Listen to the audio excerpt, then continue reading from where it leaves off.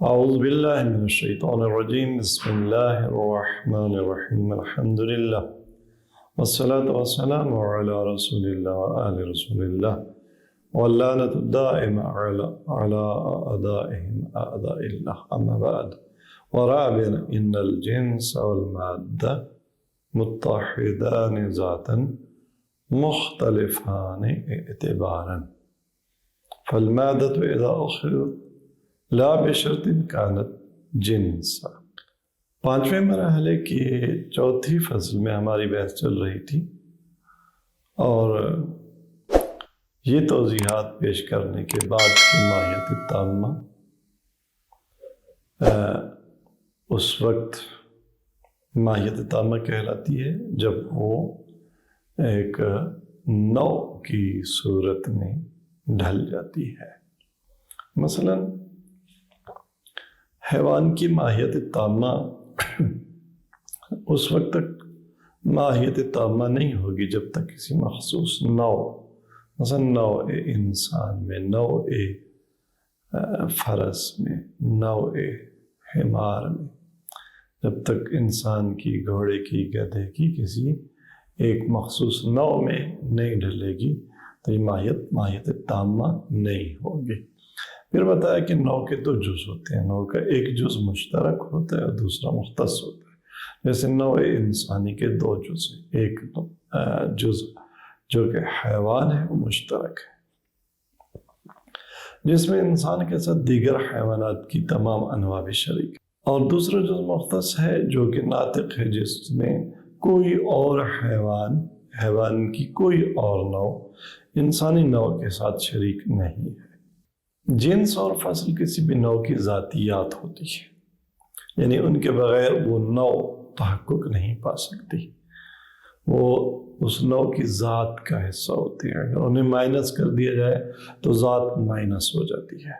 اس کے بعد علامہ نے یہ مطلب بیان کیا کہ جنس ہو یا فصل ہو، جو کہ دو اجزات ہیں نوع کے، پہلا جز مشترک اور دوسرا جز مختص، ان دونوں اجزاء کو دو مختلف زاویوں سے دیکھا جا سکتا ہے۔ جنس کو ایک زاویے سے دیکھتے تھے تو اسی کو مادہ کہتے تھے، ایک اور زاویے سے دیکھتے تھے تو اس کو جنس کہتے تھے، اور فصل کو ایک زاویے سے دیکھتے تھے تو اسے صورت کہتے تھے، اور دوسرے زاویے سے دیکھتے تھے تو اسے فصل کہتے تھے۔ یہ مطالب بیان کرنے کے بعد علامہ نے بتایا کہ ان ابحاث کی روشنی میں چار باتیں واضح ہو جاتی ہیں۔ پہلی تین باتیں ہم نے پڑھ لی تھیں۔ پہلی بات یہ تھی کہ جنس وہی نوع ہوتی ہے لیکن بلر ابہام کے ساتھ، اور فصل وہی نوع ہوتی ہے لیکن نوع محصل۔ دوسری بات یہ بتائی تھی کہ جنس اور فصل دونوں نوع پر حمل ہوتے ہیں۔ مثلا نوع انسانی کو ہم لے لیں تو اس پر جنس بھی حمل ہوتا ہے، ہم کہہ سکتے ہیں الانسان حیوان، اور اس پر فصل بھی حمل ہوتا ہے، جیسے ہم کہہ سکتے ہیں کہ الانسان ناطق، اور یہ حمل اولی ہوتا ہے۔ تیسری بات یہ بتائی تھی کہ ایک نوع کی دو پیرالل جنس یا اجناس نہیں ہو سکتی۔ یہ نہیں ہو سکتا کہ نوع ایک ہو، مثلا انسان کے نوع، اور اس کی ایک جنس حیوان ہو اور ایک اس کی پیرالل کوئی اور جنس ہو جس کا نام فرض کریں ہم اے یا بی رکھ لیتے ہیں، تو جنس دو جنسیں ہوں، حیوان اور بی، اور فصل ایک ہو ناطق۔ یہ نہیں ہو سکتا، دو اجناس مساوی ایک نوع کی نہیں ہو سکتی۔ اور اسی طرح فرمایا تھا کہ دو فصلیں بھی پیرالل نہیں ہو سکتی ایک نوع کی۔ مثلا نوع انسان ہو، اس کی جنس تو حیوان ہو، لیکن اس کی دو فصول ہو، ایک ناطق اور ایک ناطق کے ساتھ فرض کریں اے یا الف، تو انسانی نوع کی دو فصول بھی پیرالل نہیں ہو سکتی۔ آج کے درس میں چوتھی بات بیان کر رہے ہیں، اور چوتھی بات یہ ہے کہ فرماتے ہیں کہ جنس اور مادہ، جیسا کہ پیچھے پڑھا جا چکا ہے اور بتایا جا چکا ہے، یہ اپنی ذات میں ایک ہی چیز ہے۔ مثال کے طور پر حیوان کو جب ہم دیکھتے تھے اس میں 4 عناصر ہم نے بتائے تھے کہ جسم نامن متحرک بالارادہ، یہی جسم نامن متحرک بالارادہ ایک زاویے سے کیا تھا؟ مادہ تھا، اور دوسرے زاویے سے یہی کیا تھا؟ یہ جنس کہلاتا تھا۔ تو چیز ایک ہی ہے، بس جنس اور مادہ ذاتاً اپنی ذات میں متحد ہیں، ان کا اختلاف صرف زاویے کا اختلاف ہے، فرض کا اختلاف ہے کہ ہم کیسے انہیں دیکھ رہے ہیں۔ اور اسی طرح سے فرماتے ہیں کہ فصل اور صورت کا اختلاف اسی طرح سے، پس مادے اور جنس کا جو ذاتاً متحد ہیں، ان کے 2 زاویے ہیں، اور ان زاویوں دیکھنے کے 2 زاویوں کے لحاظ سے ان میں اختلاف آ جاتا ہے۔ اسی طرح سے صورت اور فصل بھی مادے کے لحاظ سے ایک ہی چیز ہے، ایک زاویے سے دیکھیں تو اسے فصل کہتے ہیں، دوسرے زاویے سے دیکھیں تو اسی کو صورت کہتے ہیں۔ ورابعاً ان الجنس والمادہ متحدان ذاتا، کہتے ہیں جنس اور مادہ اپنی ذات میں متحد ہوتے ہیں۔ وہی 4 عناصر ہیں، جسم نامن متحرک بالارادہ اور حساس درجہ۔ تو یہی حقیقت ہے، یہ ذات میں متحد ہے، کسی کو ایک زاویے سے جنس کہتے ہیں، دوسرے سے مادہ کہتے ہیں۔ مختلفان اعتباراً، ان کا اختلاف اعتباری ہے، فرضی ہے۔ فالمادۃ اذا اخذت لا بشرط، پہلے ہم اس کو دیکھتے تھے اس شرط کے ساتھ کہ اس کے ساتھ کوئی مفہوم بھی مقرون نہ ہو، تو یہ مادہ کہلاتا تھا۔ اب یہ شرط بھی ہٹا لی جائے، اگر ہم یہ شرط بھی ہٹا لیں، کیا کریں؟ اسے کیسے لیں؟ اخذت لا بشرط، کہ ان عناصر 4 عناصر کے ساتھ کوئی شرط بھی نہ لگائیں، حتیٰ یہ کنڈیشن بھی نہ لگائیں کہ ان 4 عناصر کے ساتھ جو دیگر مفاہیم مقرون ہو سکتے ہیں وہ ان کو مد نظر نہ رکھا جائے، نہیں، یہ شرط بھی ہٹا لیں۔ اخذت لا بشرط، تو اسی مادے کو کیا کہتے ہیں؟ کیا ہو جائے گا یہ مادہ؟ کانت جنسا، یہ مادہ جنس بن جائے گا۔ برعکس کما ان الجنس، جنس کیا تھی پیچھے ہم نے پڑھا، جنس انہی 4 عناصر کو جب ہم مثال کے طور پر ناطق کے تناظر میں، وہ جو اضافی مفہوم مقرون ہو سکتے تھے، اور ہم ناطق کو مقرون کر کے ناطق کے ساتھ انہی 4 عناصر کا قیاس کرتے تھے تو اسے جنس کہتے تھے، اور ناطق کو فصل کہتے تھے، جن کے ملاپ سے اور جن کے اجتماع سے نوع انسانی بنتی تھی۔ اسی جنس کو کما ان الجنس اذا اخذت بشرط لا، اسی جنس کو آپ ایک شرط کے ساتھ دیکھیں، وہ شرط کیا ہے؟ بشرط لا، یعنی کوئی بھی اضافی مفہوم ناطق کا ہو، ساحل کا ہو، مفترس کا ہو، کوئی بھی اضافی مفہوم اس کے ساتھ مقرون نہیں ہونا چاہیے۔ اس بشرط لا کے ساتھ اگر ہم اس کو دیکھیں اسی جنس کو، تو یہ جنس کیا کہلاتی ہے؟ کان مادۃ، یہ جنس مادہ بن جاتی ہے۔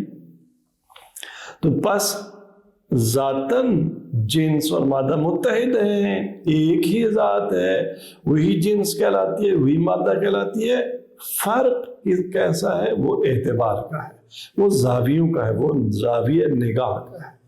اس کے بعد فرماتے ہیں وَكَذَا الصُّورَةُ فَصْلٌ، وَكَذَا الصُّورَةُ فَصْلٌ، خوب یعنی صورت اور فصل کا معاملہ بھی ایسا ہے، ذاتاً متحد ہے، زاویوں کے اختلاف سے ایک زاویے سے ایک ہی چیز کو صورت کہتے ہیں، اسی چیز کو دوسرے زاویے سے فصل کہتے ہیں۔ کب صورت کہتے ہیں، کب فصل کہتے ہیں؟ کہتے ہیں کہ وَكَذَا الصُّورَةُ فَصْلٌ اذا اخذت لا بشرط، صورت مثلا ناطق کو ہم صورت کہتے تھے جب حیوان کے ساتھ ملا ہوا ہو، تو اسے ہم کہتے ہیں یہ صورت ہے۔ تو کہتے ہیں کہ اسی طرح سے صورت فصل بن جاتی ہے کب؟ اذا اخذت لا بشرط، جب آپ اس کے ساتھ حیوان کے معنی اور مفہوم کے اقتران کو بھی شرط نہ لگائیں، کوئی بھی شرط نہ لگائیں، صرف ناطق کو دیکھیں، تو وہ جو حیوانیت کی شرط کے ساتھ فصل بن رہی تھی نوع انسان کی، اب اگر حیوانیت کی شرط اور دیگر بھی شروط اس سے ہٹا لیں تو یہی صورت کیا بن جائے گی؟ فصل اذا اخذت لا بشرط کما ان الفصل صورت، جیسا کہ فصل آپ کہتے ہیں کہ نوع انسانی میں حیوان جنس ہے اور ناطق فصل ہے۔ اب حیوان کے تناظر میں تو ناطق ہے فصل، لیکن اسی ناطق کو آپ دیکھیں تو حیوان سے کٹ کر کما ان الفصل صورت اذا اخذ بشرط لا، آپ یہ شرط لگا لیں کہ ناطق کے ساتھ حیوان نہ ہو، تو وہی جو حیوان کے ہوتے ہوئے جسے آپ فاصل کہتے تھے آپ اسے صورت کہیں گے۔ یہ چوتھا مطلب۔ اس کے بعد علامہ علیہ رحمہ ارشاد فرماتے ہیں کہ وَاعْلَمْ أَنَّ الْمَادَّةَ فِي الْجَوَاهِرِ الْمَادِّيَّةِ مَوْجُودَةٌ فِي الْخَارِجِ۔ بس اب تک ہم مادے کو سمجھ چکے کہ جنس کو اگر ہم ایک خاص نوع کی فصل کے تناظر میں نہ دیکھیں بلکہ تمام مقرون ہونے والے مفاہیم سے کٹ کے دیکھیں تو اسے مادہ کہتے تھے۔ تو سوال یہ ہے کہ آیا مادہ عالم خارج اور عینی حقائق میں پایا جاتا ہے؟ فرماتے ہیں ہاں۔ وَعَلَمْ أَنَّ الْمَادَّةَ فِي الْجَوَاهِرِ الْمَادِّيَّةِ، مادی جواہر میں مادہ موجود ہے، پایا جاتا ہے، موجودۃ فی الخارج علامہ سیاتی، کہ اس کی تفصیل کہتے ہیں کہ مرحلہ سادسہ کی چوتھی فصل میں، چھٹے مرحلے کی چوتھی فصل میں آئے گی۔ پس مادہ عالم خارج میں پایا جاتا ہے۔ وَأَمَّا الْأَعْرَاضُ، باقی رہے گی اعراض۔ اعراض جیسے مثال کے طور پہ انسان کی اعراض کیا ہو سکتی ہے؟ مثال کے طور پر عالم ہونا، یہ ایک عرض ہے کیونکہ کیف نفسانی ہے، جبکہ ناطق ہونا اور حیوان ہونا یہ انسان کی ذاتیات تھیں اور یہ عرضیات نہیں تھیں، یہ انسان سے جدا نہیں ہو سکتے۔ جب بھی حیوانیت چلی جائے یا ناطقیت چلی جائے تو انسانی نوع باقی نہیں رہے گی۔ تو مثال کے طور پر اگر نوع انسانی کا مادہ حیوانیت ہے یا جسم نامن حساس متحرک بلا ارادہ ہے تو خارج میں پایا جاتا ہے، کس میں؟ موجود فی الخارج، یہ مادی جواہر کے زمانے میں پایا جاتا ہے۔ رہ گئی اعراض۔ اما الاعراض فہی بسیطۃ غیر مرکبۃ فی الخارج، یہ خارج میں پائی تو جاتی ہیں لیکن یہ مرکب نہیں ہوتی ہے، حیوانیت ترکیب ہوتی ہے، ناطقیت کے ساتھ تو پائی جاتی ہے۔ جب تک حیوانیت کا مادہ ناطق کے ساتھ، ساحل کے ساتھ، ناحق کے ساتھ، مفترس کے ساتھ، کسی کے ساتھ ترکیب نہیں ہوگا تو عالم خارج میں تحقق نہیں پائے گا۔ بس یہ ترکیبی صورت میں پایا جاتا ہے خارج میں مادہ۔ رہ گئی اعراض۔ عمل اعراض فیا بسیطۃ غیر مرکبۃ فی الخارج، یہ خارج میں بسیط ہے، مرکب نہیں ہے۔ مثلا انسان کا علم ایک بسیط حقیقت ہے، ایک مرکب اور دو عناصر سے ملی کسی حقیقت کا نام نہیں ہے۔ ما بہل اشتراک فیہا عین ما بہل امتیاز، اب خارج میں علم کا علم سے فرق نہیں ہے کہ نور ایک تشکیک کی حقیقت ہے، فرض کریں کہ 100 وولٹیج کے بلب کا نور 20 وولٹیج کے بلب کے نور سے کس بات میں مختلف ہے؟ نورانیت میں۔ وہ شدید ہے، یہ ضعیف ہے۔ مابہ الاشتراک ان کا وہ بھی نور ہے، مابہ الاختلاف بھی نور ہے۔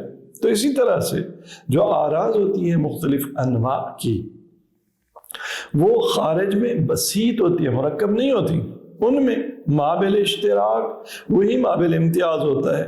وَإِنَّمَا الْعَقْلُ يَجِدُ فِيهَا مُشْتَرَكَاتٍ، بنا پر ان میں مشترکات اور مختصات، یعنی اگر اعراض میں اب جنس و فصل و معنی پیدا کرنا چاہیں، فرض کریں کہ آپ کہیں کہ سفید کا مفہوم یا سفید ہونا یہ جنس ہے، اب یہ سفید وہ سفید وہ سفید آپس میں ایک دوسرے سے جدا ہیں، تو ان میں اشتراک سفیدی کا ہے، پھر اختلاف کس بات کا ہے؟ انما العقل یجد فیہا مشترکات و مختصات، عقل ہے جو کہہ سکتے ہیں کہ وہ جو ہے فرض کرے کہ رچ وائٹ ہے اور یہ جو ہے آف وائٹ ہے مثال کے طور پہ، اور آپ وائٹ کلر کے بھی کیا بناتے جائیں، اختلافات بناتے جائیں، تو اختلاف بھی کس کا ہے؟ وائٹنس کا ہے، اور اشتراک بھی کس میں؟ وہ بھی وائٹنس میں ہے، سفید ہونے میں ہے۔ تو یہ ہمارا عقل، ہماری عقل ہے جو یجد فیہا مشترکات و مختصات و یعتبر اجناسا و فصولا، بنابر عقل جو ہے نا وہ اعراض کی بھی اجناس اور فصول بناتی ہے، اور پھر ثم یعتبر بشرط لا، پھر اجناس میں بھی اعراض میں بھی یا انہیں بشرط لا بنائے گی، جیسے مثال کے طور پر حیوان کو بشرط لا بناتی تھی تو وہ مادہ بن جاتا تھا، بشرط شے بناتی تھی تو وہ کیا بن جاتی تھی؟ جنس بن جاتی تھی۔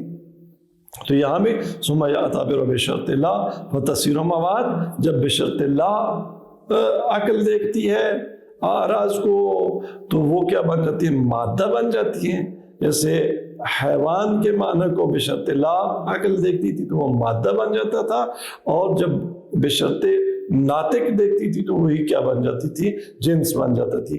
وصورا عقلیہ، اور اگر ان کو نہیں ثم یعتبر بشرط لا تو کیا بن جاتا ہے؟ فتصیر مواد و صور عقلیہ، تو یہی اعراض کیا بن جاتی ہیں؟ ان کو مواد کہتے ہیں یا صور عقلیہ کہتے ہیں۔ الفصل الخامس فی بعض احکام الفصل، پانچویں فصل میں علامہ طبائی علیہ الرحمہ نے فصل کے بعض احکام بیان کیے، اور ان میں پہلا اور عمدہ جو حکم بیان کیا وہ فصل کی اقسام ہے۔ اچھا، کچھ اشیاء کی یا کچھ مفاہیم کی یا عینی حقائق کی جب ہم اقسام کرتے ہیں تو وہ اقسام حقیقی ہوتی ہیں، اور بعض اقسام حقیقی نہیں ہوتی۔ ہم دو چیزوں کو ایک دوسرے کی قسم یا ایک تیسری چیز کی قسمیں بنا رہے ہوتے ہیں، ورنہ ان میں اختلاف ایسا سچ نہیں ہوتا۔ مثال کے طور پہ ہم کہتے ہیں کہ کلمہ کی تین قسمیں ہیں، اسم، فعل اور حرف۔ تو اسم، فعل اور حرف واقعاً کلمے کی اقسام ہیں، تین قسمیں، اور آپس میں قسیم ہیں۔ کلمہ جو ہے اسم جو ہے وہ فعل نہیں ہو سکتا، فعل حرف نہیں ہو سکتا، حرف اسم نہیں ہو سکتا، وغیرہ وغیرہ۔ بعض اوقات بعض مفاہیم یا بعض اشیاء کی آپ اقسام بناتے ہیں لیکن وہ حقیقی اقسام نہیں ہوتی، یعنی اکٹھی ہو سکتی ہیں، کیونکہ حقیقی اقسام کبھی اکٹھی نہیں ہو سکتی۔ یہ نہیں ہو سکتا کہ ایک ہی چیز اسم بھی ہو اور فعل بھی ہو۔ جیسے نوع انسانی کی دو اقسام ہیں، جو دو اصناف کے ہیں یا دو اقسام کے ہیں، ایک مرد ہے ایک عورت ہے۔ یہ نہیں ہو سکتا کہ ایک ہی انسان مرد بھی ہو کامل اور عین اسی وقت ایک عورت بھی ہو کامل، کیونکہ یہ حقیقی اقسام ہے۔ آیا فصل کی جو اقسام عقلی علوم میں بیان کی جاتی ہیں وہ کون سی ہیں، اور آیا وہ حقیقی اقسام ہیں؟ اس بات کو بیان کیا ہے علامہ طباطبائی علیہ الرحمہ نے، فرماتے ہیں فی بعض احکام الفصل ینقسم الفصل نوع انقسام الی المنطقی والاشتقاقی۔ فرماتے ہیں فصل ایک طرح کی تقسیم ہوتی ہے، یہ ایک طرح کی نوع انقسام بتاتا ہے کہ تقسیم حقیقی نہیں ہے، بس ایک طرح سے فصل تقسیم ہوتی ہے الی المنطقی، منطقی فصل کی طرف، اور اشتقاقی فصل کی طرف۔ عقلی علوم میں بعض اوقات آپ سنیں گے یا سنتے ہوں گے کہ یہ فصل منطقی ہے اور یہ فصل اشتقاقی ہے، دو قسمیں فصل کی بنائی جاتی ہیں۔ تو یہ ان کی تعریف کیا ہے، ان کا فرق کیا ہے؟ فرماتے ہیں فالفصل المنطقی هو اخص اللوازم التي تعرض النوع واعرفها، انسان ایک نوع ہے اس عالم کائنات کے انواع میں سے، گھوڑا ایک نوع ہے اس عالم کائنات کے انواع میں سے، گندم اس کائنات کے غلات میں سے ایک نوع ہے۔ آپ کسی نوع کو لے لیں، ہر نوع کے مختلف لوازم ہوتے ہیں، تو کسی بھی نوع کا وہ خاص لازمہ جو عرف و حابی ہو، تمام لوازم سے زیادہ وہ پہچانا جانے والا بھی ہو۔ مثال کے طور آگ کا جو ہے آگ کا ایک خواص رکھتی ہے، آگ جلاتی بھی ہے اور آگ نور بھی عطا کرتی ہے، لیکن جب بھی ہم آگ کا لفظ سنتے ہیں تو کون سا لازم ہمارے ذہن میں فوراً آتا ہے؟ وہ جلانے کا آتا ہے، نور دینے کا کمتر آتا ہے۔ اس کے برعکس جب بھی سورج کا ہم نام لیتے ہیں تو فوری طور پر ہمارے ذہن میں سورج کا کے کئی لوازم ہیں، لیکن نور بخشی اور نور دینا اور ضیاء کا جو لازمہ ہے سورج کا، وہ فوراً ہمارے ذہن میں آتا ہے۔ تو بنابراین کسی بھی نوع کا وہ خاص لازمہ جو سب سے زیادہ شناختہ شدہ ہو، اسے منطقی فصل کہتے ہیں۔ فالفصل المنطقی هو اخص اللوازم، وہ خاص ترین خاص الخاص لازمہ التي تعرض النوع، جو نوع پر عارض ہوتا ہے، وعارفها، اور نوع کا شناختہ ترین لازمہ اسے منطقی فصل کہتے ہیں۔ وَهُوَ إِنَّمَا يُؤْخَذُ وَيُوضَعُ فِي الْحُدُودِ، آپ نے منطق میں حد کی، تعریف کی، ڈیفینیشن کی اقسام پڑھی، تو جب حدود کسی چیز کی حد منطق میں بیان کرتے ہیں، دوسرے لفظ میں تعریف بیان کرتے ہیں، تو ہم تعریف میں مثال کے طور پر انسان کی تعریف میں کیا کہتے ہیں؟ الانسان هو حیوان ناطق۔ اب انسان کی نوع میں آپ کس کو لے آئے؟ خاص ترین اور معروف ترین خاصہ انسان کا آپ کیا لے آئے؟ مثال کے طور پر آپ لے آئے ناطق کو۔ یہ جو ناطق کا لازمہ ہے نوع انسانی کا، اور تعریف میں آپ اس کو لے آئے، تو یہ منطقی فصل ہے۔ لہٰذا واہ یہ وہ لازمہ ہوتا ہے کہ انما یؤخذ، جسے اخذ کیا جاتا ہے، لیا جاتا ہے، ویوضع، اور رکھا جاتا ہے اور استعمال کیا جاتا ہے، پھر حدود، تعریفات میں آپ کہاں اس کو استعمال کرتے ہیں؟ مکان الفصول الحقیقیہ، حقیقی فصل کی جگہ آپ رکھتے ہیں۔ انسان کی کیا حقیقی فصل ہے اور جسے تمام دیگر حیوانی انواع سے جو انسان کو جدا کرتی ہے، وہ کیا چیز ہے جو بنی نوع بشر کو، انسان کو دیگر تمام حیوانات سے جدا کرتی ہے؟ وہ کوئی حقیقی فصل ہونی چاہیے نا۔ اس کی جگہ آپ کس کو رکھتے ہیں؟ ناطق کو۔ اب ناطق چاہے حقیقی فصل ہو، چاہے حقیقی فصل کچھ اور ہو جو آپ پا ہی نہ سکے ہوں، مثلا مرغ لاہوت ہونا انسانی نوع کی فصل ہو حقیقی، تو حقیقی فصل تو ہے لیکن منطقی فصل نہیں ہوگی۔ منطقی فصل ناطق ہے، کیونکہ آپ ناطق کو استعمال کرتے ہیں تعریفات میں، لہذا وہ لازمہ کسی نوع کا جو آپ اس نوع کی تعریف میں، حدود میں اور تعریفات میں حقیقی فصول کی جگہ استعمال کرتے ہیں۔ کیوں اسے استعمال کرتے ہیں؟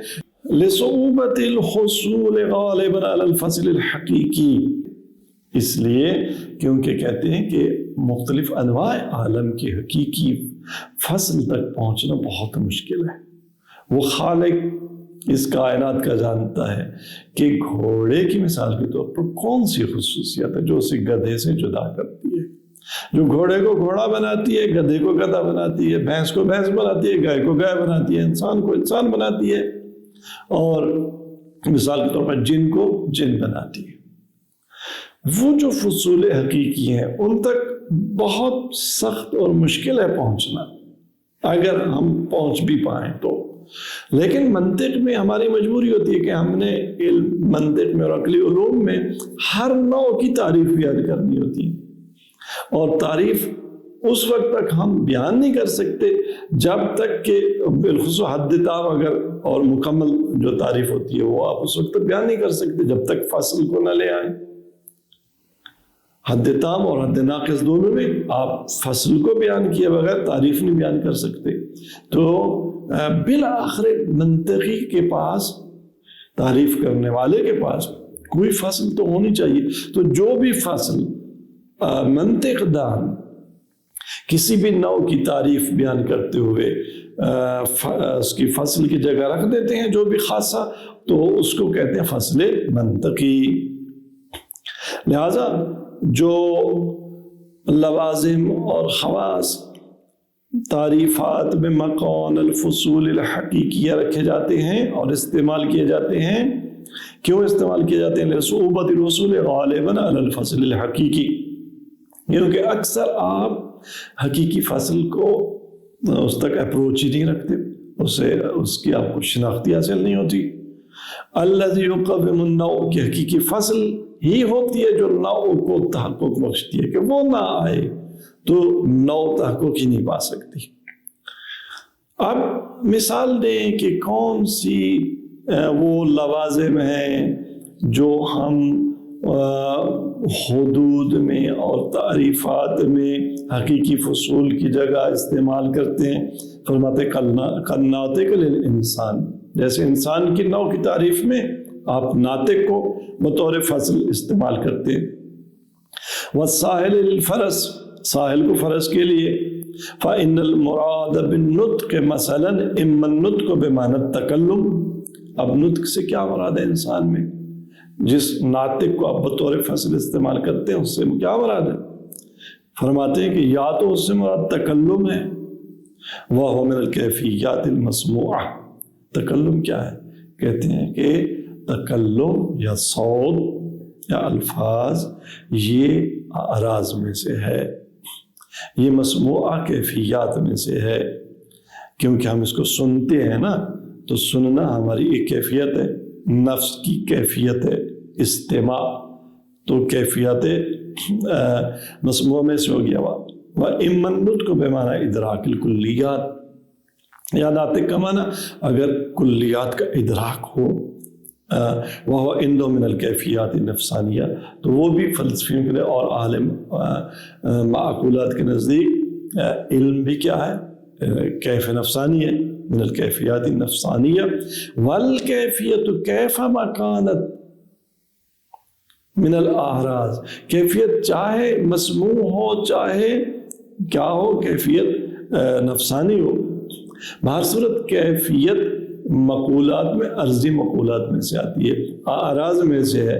حالانکہ آپ جب کسی نوع کی حد بیان کرتے ہیں تو اس میں جنس اور فصل کو لے آتے ہیں، اور جنس اور فصل کو ذاتی ہونا چاہیے، عرض نہیں ہونا چاہیے.